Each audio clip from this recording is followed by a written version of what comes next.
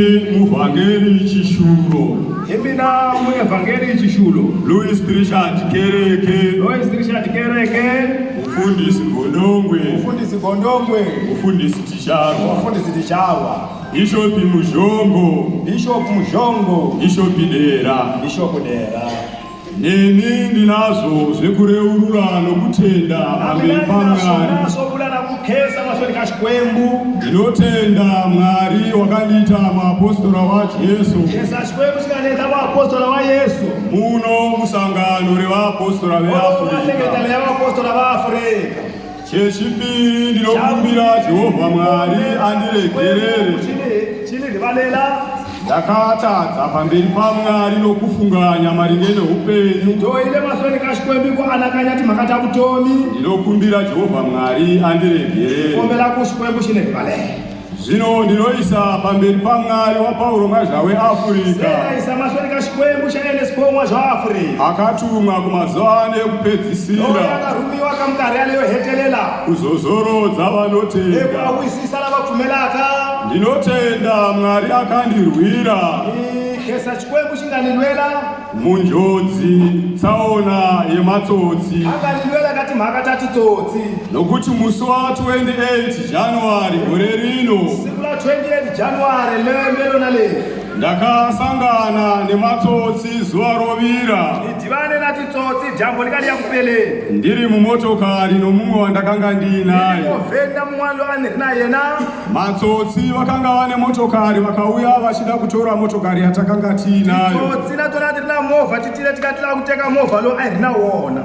Asi ndinotenda pamberi paMwari wakatuma St. Paul Mazha weAfrica kuzorodza vanotenda. Nokuti pazvakaitika ndakatotsunzunya maziso ndikati handini ndafa. Nokuti pfuti dzakaridzwa mativi ose. Ndikapfurwa gumbo rokuruboshwe. Kubva ipapo handina kuzoziva zvakaitika. Nokuti ndakabuda ropa rakawanda zvakanyanya. Ndakazoziva zvakanga zvava kuitika ndava muchipatara. Ndasvika muchipatara, dhokota akandiona akati, bara rimwe chete, nokuti ndakanga ndapfurwa mabara maviri pagumbo. Akati bara rimwe chete takunda kuribvisa. Asi rimwe rechipiri takundikana kuribisa. Zvino pawapfurwa bhonzo rako ratsemuka. Uye chiziso chaenda padivi. Saka zvinoreva kuti gumbo rako richadimurwa. Ndakatanga kunamata ipapo. Ndikati kwete, Mwari waPauro Mazha weAfrica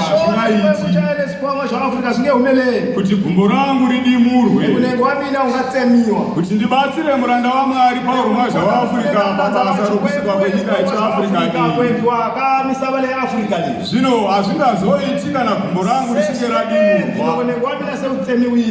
Saka dhokota akati ndozvatovapo. Ndichazivisa dhokota mukuru ari kuchiridzini kunova kutora ndoo.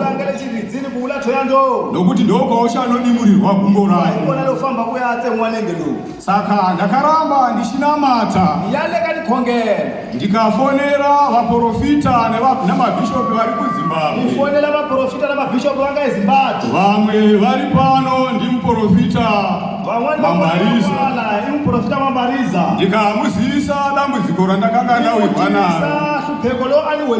Akati kwete, hazvingaiti munhu waMwari. Mwari waPauro anokurwira. Saka ndakabva ndava norutendo kuti zvaita. Zvino ndakaita mwedzi nehafu ndichishayiwa mubhedha kuti ndiende kuchiridzini. Ndinotenda Mwari akandirwira nokuti panguva iyoyo ndakambomanikidzika zvikuru. Asi Mwari waita basa rake. Ndazoenda kuchiridzini. Ndakasvika ndikagara masondo 3. Ndakamirira kuti ndiende kutheater.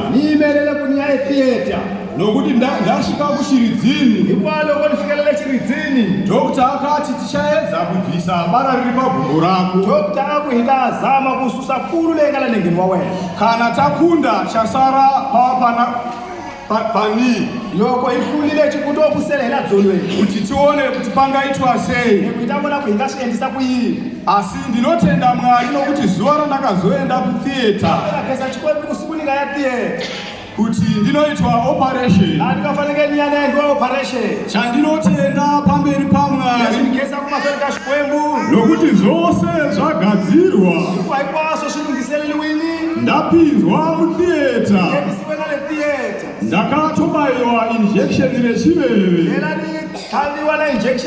Vachiti vachitanga operation. Asi ndinotenda Mwari waPauro mwaZha weAfrica. Nokuti madokta akanga aripo vaiva 8 vasere. Asi mukuru wavo akati abata gumbo rangu akarisumudza mudenga achibva ataura kuti gumbo rako ranaka.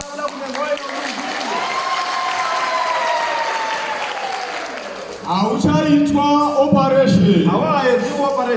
Ndakatanga kubatwa nemisodzi yenyasha. Ndikatanga kutenda kuna Mwari waPauro mwaZha weAfrica. Nokuti ndochaiva chikumbiro changu kuti gumbo rangu risadimurwa. Nokuti panguva yokutanga ndichipinda muchipatara ndakagara mwedzi nehafu gumbo rangu rakaiswa simbi. Ndisingakwanisi kusimuka pandakanga ndakagara. Ndichizvibatsira pandaiva ndiri. Asi ndinotenda Mwari nokuti ndabuda akandiudza dokta achiti unonamata here? Ndikati hongu ndinonamata. Akati enda unoramba uchinamata Mwari waunonamata. Nokuti zvinhu zvaitika pagumbo rako iyi hazvisati zvamboitika kubva ndichitanga kuva dokta. Nokuti gumbo rako raienda mativi ose. Asi iye zvino harichadaro. Zvinoramba uchinamata Mwari waunonamata. Ndinotenda Mwari akatuma muranda wake Pauro mwaZha weAfrica. Uye ndinoisazve kutenda pamberi paMwari nokuti kubva panguva iyoyo ndaigara pacheya ndisingakwanisi kugara pasi. Uye ndakanga ndisingakwanisi zvekupfugama. Asi ndinotenda Mwari wakatuma muranda wake Pauro mwaZha weAfrica. Nokuti musi wechitatu ndaenda kunogamuchira vatungamiri. Ndasvika kubhodha takagamuchira vatungamiri saizvozvo. Ndasvika muMessina ndichitaura naBishop Juru ari pano, General Secretary. Ndavarondedzera dambudziko rangu. Vakabva vatanga kunditeurira pagumbo rangu. Kubva musi uyoyo kusvika nhasi ndakukwanisa kumira dzimwe nguva ndisina dondoro. Uye ndakukwanisa kugara kunyange pasiri pacheya kugara pasi. Zvino ndinotenda kuna Mwari wakatuma muranda wake Pauro mwaZha weAfrica kuzozorodza vanotenda. Zvino chandinokumbira chokupedzisira kuti ndichikwanisa kufamba ndisina madondoro, gumbo rangu richiva nesimba zvakanyanya, nokuti iye zvino chasara ndikadzi Pasika. Pasesi chingasala nokoni khandie. Rine kakurwadza karinako pairi. Vavanyana kukumeka kulanga. Ndizvo zvasara. Izvo zvingasala. Ndo zvandinokumbira kuna Mwari. Kumbira kusona yakaswembu. Kuti Mwari andibatsire. Kuti ndigone kufamba. Uye ndinotenda mukadzi wangu akamira neni padambudziko. Nokuti pane imwe nguva ndakambofunga kuti uchandisiya. Asi ndinotenda Mwari waiuya zuva rimwe nerimwe achizondiona. Navatendi vose ndinotenda pamberi paMwari vakandishanyira vachindibatsira neminamato uye navakandibatsira nemari. Ndinozvitenda pamberi paMwari wakatuma Pauro mwedzi weAfrica. Kudzai Jehovha, kudzai Jehovha.